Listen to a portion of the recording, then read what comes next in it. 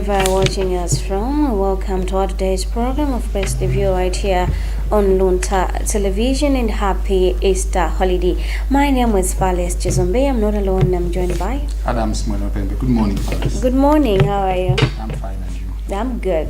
I'm fine. As usual, we'll be taking you through the daily publications where we just go through some of the stories that have been written by our newspapers, that is the Daily Times and the Nation newspaper. So as usual, Pajama, ladies first. Yeah, ladies first. For your day, seems like kuti bwanji koma tingoende. Ndakumanyani. Chabwino, I'll be taking you through the Daily Times, and on the front page palinkani akuti no progress on inquest, and palima sub headline atatu amenepo yoyamba kuti bingu chilima action points buried, no sign of presidential medical facility, and the last one leads Malawi still has no satisfied airport. And partly the story leads commentators yesterday remembered the country's former President Bingu Mutharika with cause for the country to take a legal route that compels policymakers to be implementing recommendations made by commissions of inquiry. April 5th, 2026 marked exactly 14 years since the country was robbed of its leader, Mutharika, who succumbed to cardiac arrest at the new State House in Lilongwe City. Nkanyage ndimene akuti ziwoneka ngati kuti zinthu zina zimene zinkafuna kuti zichitike zimene masomphenya atsogoleri amene analipo kuti achitike mpaka pano akuti sakuchitika. Anapita ndithu limodzi ndi mwini wace amene anali Bingu Mutharika amene ali mwini wake masomphenya amene, ndipo dzulo amene akwanisiza kuti watha zaka 14 ali m'manda ngadziko la Malawi chimuluzireni mtsogoleri amene tikupanga morning live tinakambapo zoti Bingu Mutharika anali mtsogoleri mmodzi amene dziko lino la Malawi linali naye amene ndithu analiyo masomphenya, and tinaona zinthu zochuluka zikuchitika ndithu mu nthawi yake.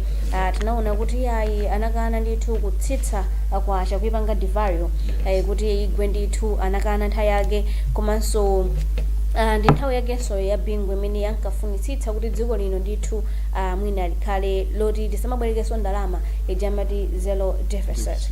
So zinali ndithu ana ndi masomphenya ochuluka, komano zinachitika kuti pa April mtsogoleri amene ndithu anatisiya pomwe anamwalira ku nyumba imene ndithu ya boma ku Lilongwe kuno chifukwa cha vuto la mtima. So kanina kuti tikwena kuti western action kufika panopa tapojani komanso kudziwa kuti kodi tipewe izizi chifukwa mukaonanso akambakonso za the late vice president kuti it's like we don't have a clear direction kuti apapa tipatipo komanso what's the outcome. Tinamva inde maripoti kumbuyo koma still more there was need for action, because when you report there's need for action, so ma action palibe. So it's like kuti tangokhanga kuti bora tamva kuti zizochitika. So it's important. And my police of course are able, but then they are not being implemented. That's why mwina kamba zokuti mwina it's high time kuti ma police amene alipo ndipo amene afunika kuti ma police amene wayambe kugwira ntchito zisitero ndithu azonsezo kuti ma police amene wandithu akayikidwa azithaso ntho kumaonetsa kuti ayambe kugwira ntchito yake. On the Nation newspaper front page, by the government queries Amaris probe report, subheading thoughts a failure to interview some key parties in the deal. Fact says members anonymously agreed to proceed. Maso Balisong Kalina CSO writes APM on fuel pricing. The story reads, a national advocacy platform NAP has asked President Peter Mutharika to facilitate an urgent review to the fuel price build up and implement target reduction, suspension or zero rating of selected taxes and levies for a defined period. Kani kuya mafuta atu iso ya futa komanso kani so ya malesi. Kani ziwili zokaza zikulu zitati tuonepo kani ya malesi ukanga tisoto mpako muzulu muuze akozo dzidzimuka kuti kodi zimene zili kwetu. Koma now we need clear picture kuti what's the way forward. Zenimani nazija. Kodi zikutani paka dali pano. Komanso kani ya mafuta kuti mafuta sina ngakwezedwa. Ngakhala makamba zoti it's a temporary move kuti mwina zinthu zikasintha mitengo izabwerere mchimake, but still ma transport fares ndithu adagali okwerabe. So moving forward mwina tione boda tozo kuti temporary tiona kuti kodi izibwerera, but ngati angabwerera mitengo yakale I doubt ngati mitengo idzasikeso ya ma transport fares. Transport amakhodazo Chifukwa ikakwera makhoti basi yapita imeneyo sikubwereranso pokhapokha mwina ngati mtsogoleri wa dziko azileso kubwera poyera kunena zokuti yayi ndapereka order iyi ndi executive order kuti tsitsani ndithu mitengo ya ma transport fares. Mwina zatichitira bwino koma pakadali pano tizonetsetsa kuti kodi mwina ku Iran nkhondo zimene zilipo zikapanga stabilize kutheka mitengo ya mafuta mwina idzatsikanso. Ndipoti pakhani yomwe ya fuel on the third page of the fuel crisis disrupts health care delivery. Tikazitioni nkhani zambiri mafuta it's like it's a drive of economy komanso zochitika zambiri inokuti mbwere panopa mafuta akuisidwa ntchito. Agresidwa ntchito kunyamuka mafuta akuisidwa ntchito. So for this story it reads erratic availability of fuel affecting healthcare service delivery, especially affecting emergency referrals and hospital operations in general. It has emerged. Ndemukhoza kuona kuti ma emergency when baboti munthu kafunika kuchipatala referral apita kuchipatala chapatali apeza kuti munthu akuvutika ndithu kuti akafike ku chipatala chifukwa cha mafuta. Mafuta ambulance mafuta mulibe kapena mugulira moto ndino. So muza munthu wakumudzi kuti ambulance mwenyamule apite ku chipatala chachikulu amuzoti agule mafuta ndizovuta. Koma mafuta kuti zinthu zonse zilipo zikupezeka zimayenda bwino. Nkuthekaso miyoyo ine kutayika chifukwa cha vuto la mafuta lomwelo. Achabwino, on the fourth page of the daily newspaper, palisonkhana kuti MHRC raises alarm over workplace rights violations. Then partly the story leads, the Malawi Human Rights Commission has expressed concern over cases of human rights violation in workplaces. MHRC says the gaps in enforcement continue to expose workers to abuse despite existing legal frameworks. Speaking on the sidelines of the National Validation Meeting for the draft National Action Plan on Business and Human Rights in Lilongwe, MHRC Deputy Director of Economic, Social and Cultural Rights, Lucius Pandame, said violations remain widespread across sectors. Pandame said cases of poor working conditions, unfair treatment and weak protection mechanisms continue to be reported, pointing to the need for stronger systems to safeguard workers.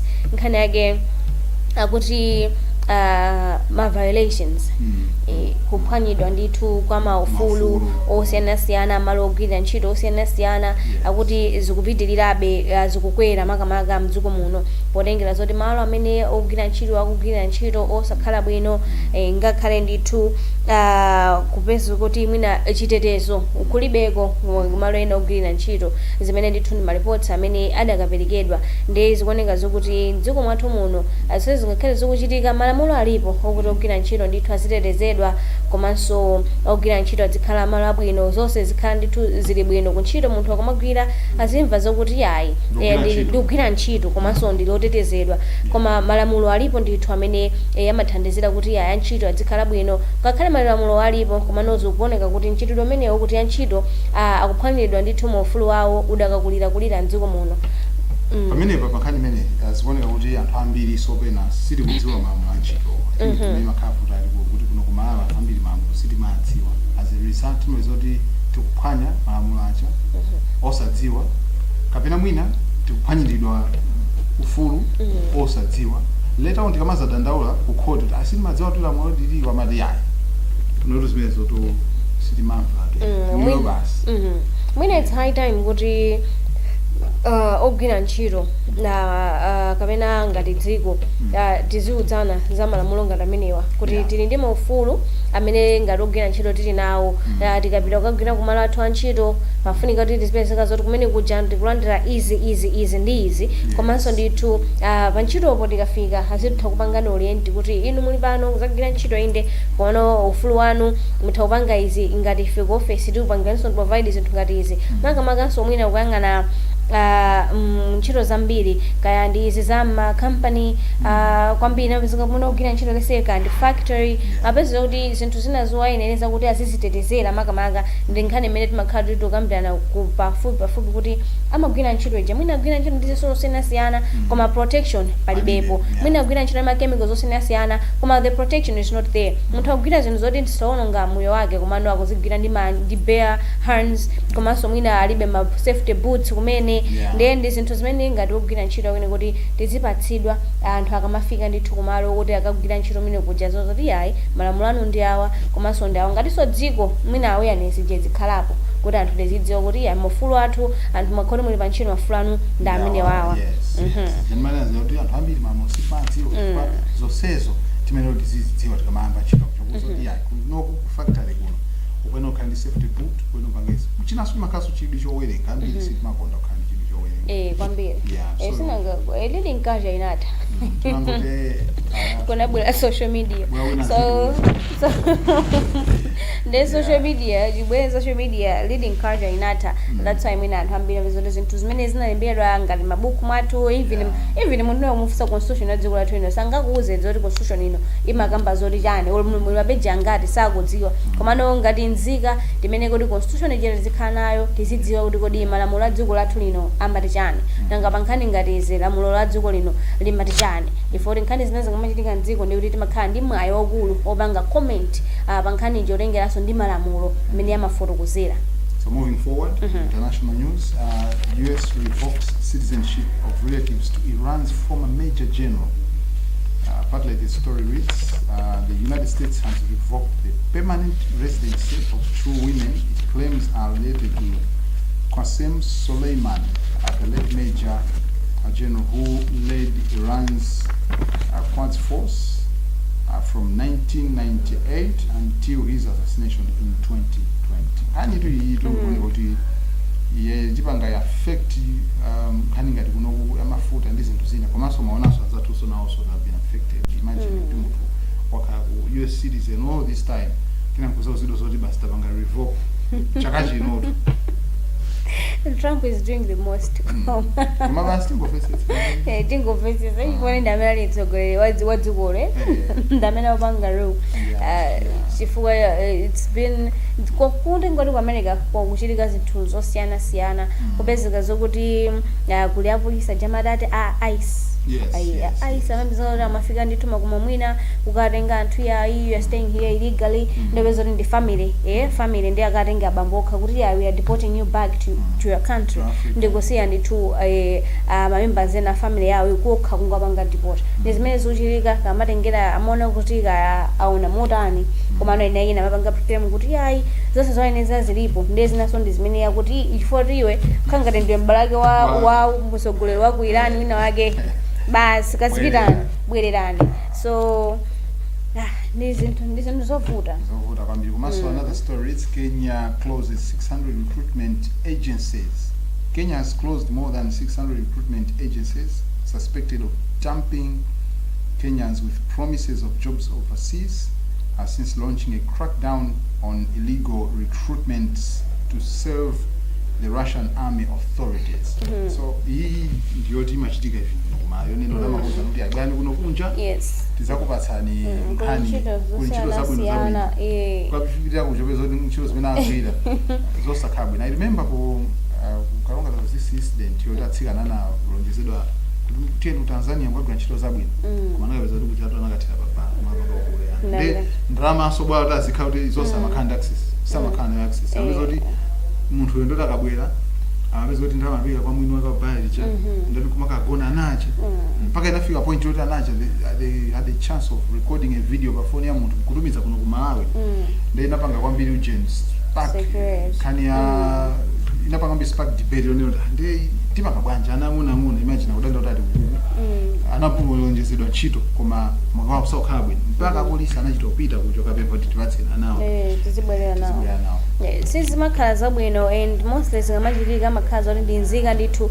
za mdziko momwe muno kumapanga recruit anthu amapita maiko ena ndi ngati imene kuli ku Kenya panali nkhani I think 2 weeks ago yokunena zokuti kunali anthu ochuluka ena anamwalira komweko mwina almost 14 chifukwa chokuti analonjezedwa kuti akagwira ntchito zina osaziwa zoti akuapiritsa kuti akamenye nawo nkhondo so ma recruitment ngati ameneyo afalikira kwambiri mwina mu Africa muno it's high time kuti ngati ife ma Africans tene zikondana ngati kukondana kulipo ndikuti zinthu ngati sizingamachitike even mukamba za ku Malawi and pali naso story ina ya this other day amene apezeka zokuti omali konkono nayeso ankapita ku South Africa kuti akagwire ntchito anawolonjezedwa akagwire ntchito South Africa kupita kumene kuja kapeza zoti ntchito yake zovuta zomwe zimunenazo zosakhala bwino kulonjeza kupita kukenaka kukapeza kuti end up being kuomani mwaye kuti akungokuzuza kumene kuja ndi pamene sotopanga apply ntchito makamaka izi za online izi and kawayawisi anthu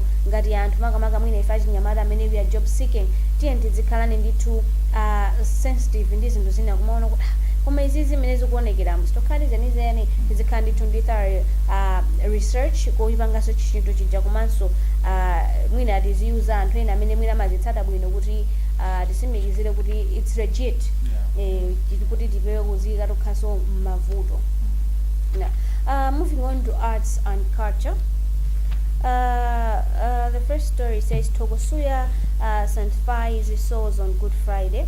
Pa arts and culture kulinkani zochuluka kwa basi.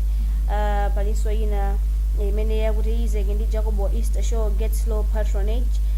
Komanso another story says fans show up for Ella Njuchi's first concert. Tigrin stars in SA, and I will take you through fans show up for Ella Njuchi's first concert. Don't say the good time is not Kalida, and now this in the school and the one got winner Gajinam Kabuna Gashwili Kabino after one show Onesmus. Now analysis on the concert. I mean Kanaga Gambazod after being out of the limelight for close to 3 months following the loss of 5 members of his Hive band in December last year. Youthful musician Ella Njuchi held his first show at Chichili Underground in Blantyre on Saturday.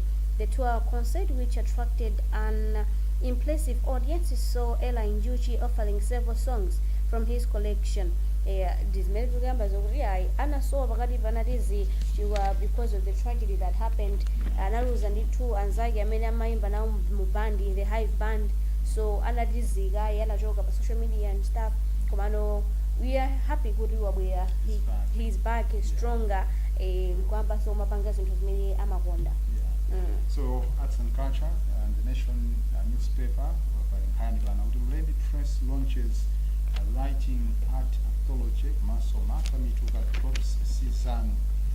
But it's also kind enough about here as children set for Spain cultural exchange. Muna ndingona kwa imodzi ya Martha Mituka drops season. The gospel artist Martha Mituka has released this new song titled Season, which reminds listeners that everything they have is not truly theirs.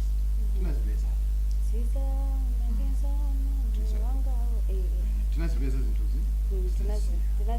tizazisiya kalaliso ina anazivezaso nauso anazisiya feso nkuzazivezaso tizazisiyaso lazima funeka kuti chinthuchi ukakhala nacho kapena ukakhala nazo uzidziwa kuti yani adalipo anzanga adali nazo zola zake. Don't cling too much to zoti tsatumazi or ndizinazi zoti mukumaziwala kumazisiya ayi koma nkhani yonena kuti you should pay attention, yes, koma usati mpaka kufika point yoti kudziwala weka anthu makudabwa kuti kodi uyu ndi ndani ndiye muja uyu utasintha zitatesekaso zina. The back page of the newspaper kulinkhani zingapo I will take one ifanekera ngatezibeza kuti ndakutengera sone zonse zimene Bushili calls for grassroots football investment, and partly the story leads the president and founder of Goshen City, Prophet Shepherd Bushili, has said a bold grassroots football initiative is a potential game changer in Malawi's quest to produce allied football talent that is capable of dominating the African stage. Bushili was speaking in Times exclusive program on Times Television Saturday, said investing in grassroots development was key to unlocking the country's vast but largely untapped football potential.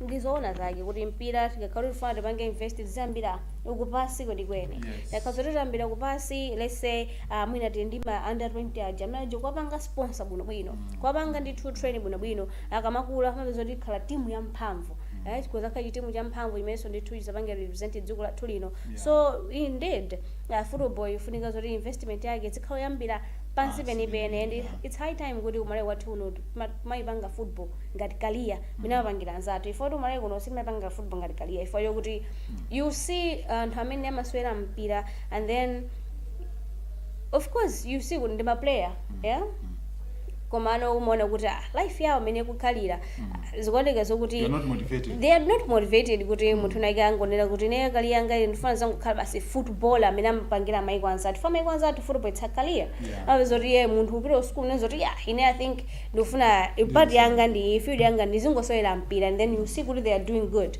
the likes of ina Kante ajana mangazipatala kwawo and stuff. So I think it's high time kuti sports azipanga university kwayambirira ukuku ikamata eno ndekuti zikhaza kuti zili bwino mwinaso sports itakupiza kuti yamba kwapinduliraso anyamata amene amaswera mpira mu dziko lathu lino. Also ku back page ya The Nation kuli nkhani zikulu ziwiri akuti tema boost for Scorchers. Coach Fazili says can't wait for Star to join camp. Ndipo nkhani yachiwiri akuti Chizimu first Malawian to reach Europa Club final. Sweden-based women's footballer Faith Chinzimu has become the first Malawian to reach a European club final. This is good news. Kuti amene akutinyamulira tu bendera yathu komanso temaso nayenso khani yake ndi omwe yoti chomani necho kuti ziyamba pasi angathu watu akuoneka kuti adayamba kuti pasi. There's need for more funding in terms of kupanga boost akwambira pasi penipeni sports so that tikamazanena zoti the Flames, the Scorchers samankang'anira kuti ai Flames simamva aluzaso timakumbukira Robert Chiwamba analemba mpaka uje ndakatwena kama Flames simamva aluzaso friends receive.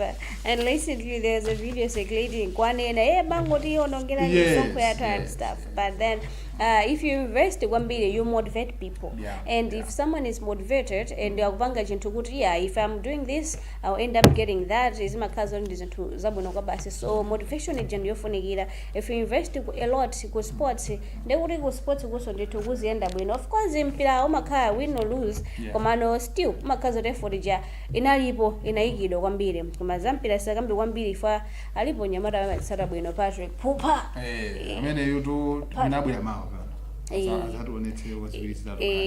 azafotokoze kuti kodi kumpira kuzochitika motani makamaka kumbali ya zamasewero kodi zikutani, the game changer madala Patrick Pupa. So you can get a copy of the Nation newspaper at 4,000 kwacha. And kakumene koso sintengo ndomwe 4,000 tengo ndomwe 4,000 kwacha zikubalance apa 4,000 Nation, 4,000 the Daily Times. So this has been Adams Mwenopembe. Maona with the Nation newspaper. Maso Sinalindeka. I was with my colleague, my friend Fales Chizombe. Temangu kuti England zina mwankani zimene zalembedwa ndi ma newspaper athu amene amatsendekezedwa ndithu mdziko muno. Inunso mthopeza yanu kuti mukaone muli zambiri imene zimene sitinazoone koma iniyo mukagula yanu ndithu mukatha kuunguza bwinobwino mapezekanso ndithu zinthu zambirimbiri ma vacancy and stuff mukapeza amene mukuti nanunso mukuone kuti mupanga motani. Tichoke tisanzike tizipite tinabwera ndikale ndikale 5 kolo ndikale apitirize ndithu kuonera kane Luntha osamena kuti tsatira pakadali pano tikufuneniso zabwino anzathu amene muli pa holiday Easter Monday komanso tithokozeso nzathu Gideon pamakina kuonesa resources aina bwino pirizani kuonera kanema wa Luntha tsiku la lero pa Monday.